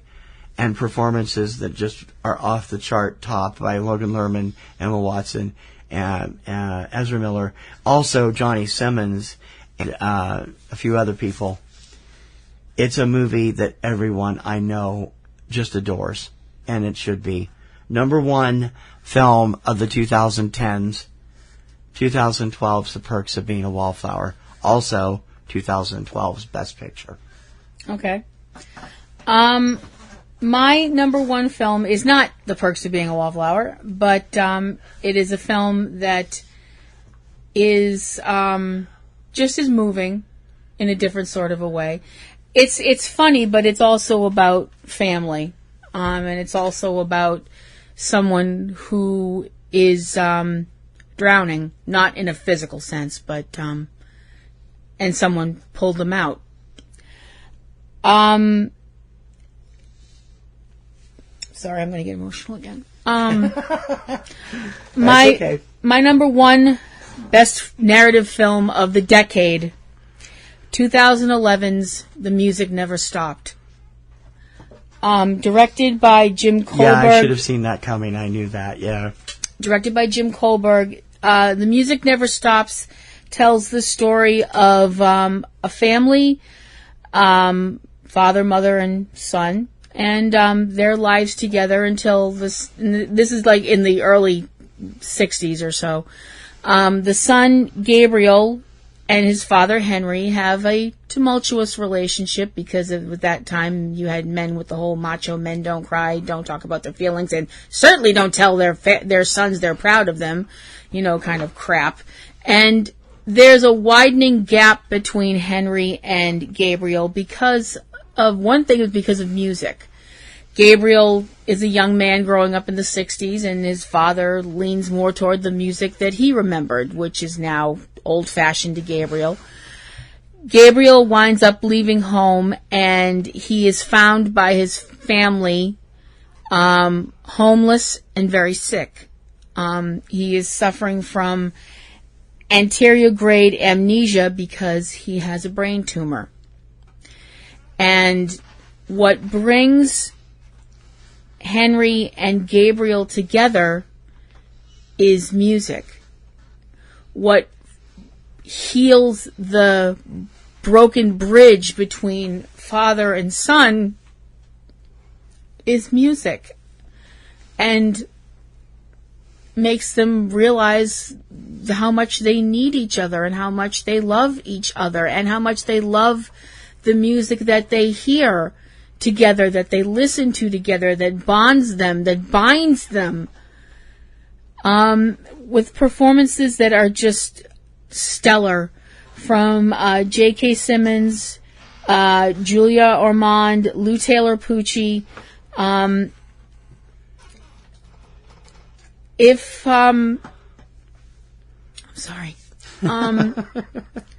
This movie was very, very difficult for me as a film spectator, as a person, because I've probably mentioned it too much. My relationship with my dad was not good, and I don't think my dad would have done this for me. Well, let's not get too much. And watching their relationship, watching them grow and change, it's transformative for the audience. It really is. This is a beautiful movie that did not get seen enough. Please seek it out and call your dad and tell him you love him. My number one, the music never stopped. Okay, she's forgiven. It's a great movie. Kirk should have still been on your top 30 somewhere. Anyway. Sorry. So, that's it. We got our top 30 movies of the decade in each documentary and narrative. And we hope that if you've not seen any of these, that you'll take the time to check them out. Mm-hmm. We will post the list of both of them, both lists, on sometime in the next week and a half. Yep. As we run up to the end of the year. I may have a few more on my list when I get done. I was actually working toward a top 100. So, right, yeah. We'll see.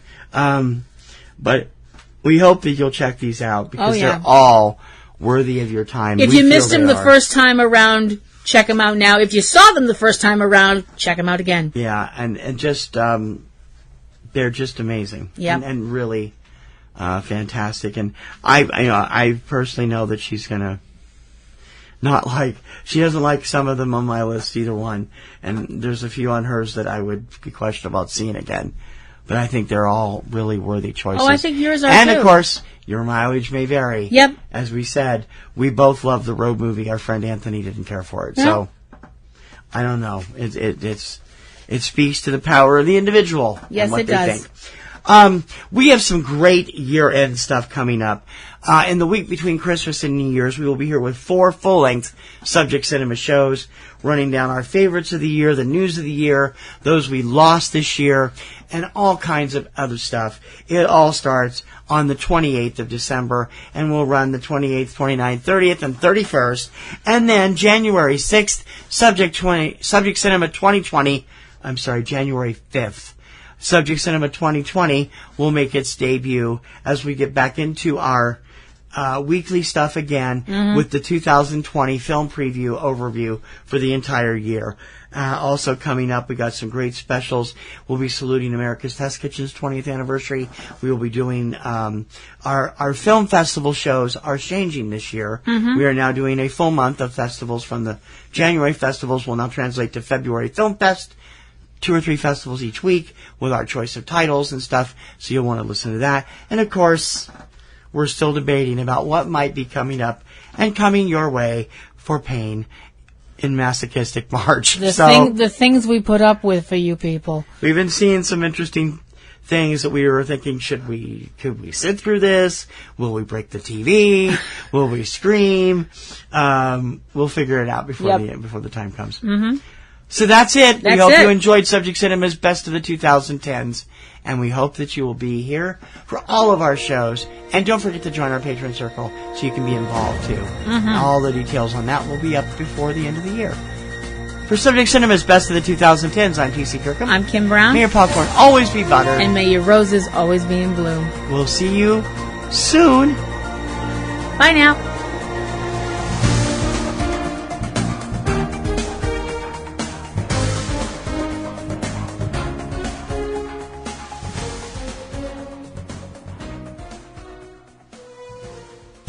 Podcasting's choice.